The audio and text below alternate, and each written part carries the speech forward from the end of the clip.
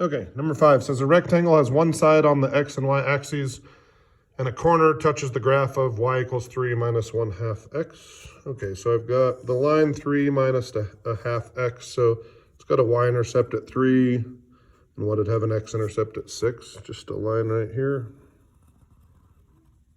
And that line is y equals 3 minus a half x.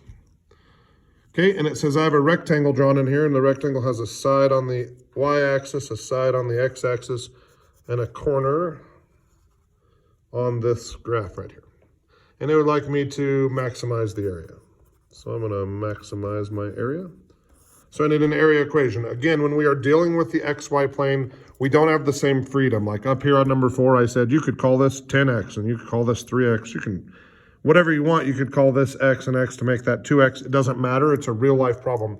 This is an actual graph on the xy plane. So this corner is touching the curve. I don't know where that point is. I don't know what the max is. So I'm going to call that xy. So if that's xy, then this distance is x, and this height right here is y. So my area equals xy.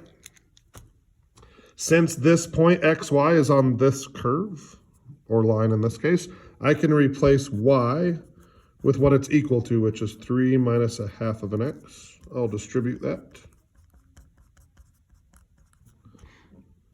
And I'll take the derivative. So I get 3 minus x.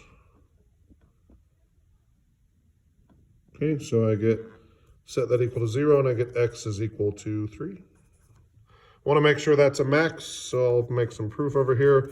Usually you guys like the first derivative test, so I put in a 3. If I plug in a value smaller than 3, like a 1, I get plus, minus. Since the derivative is going from positive to negative, that is a max.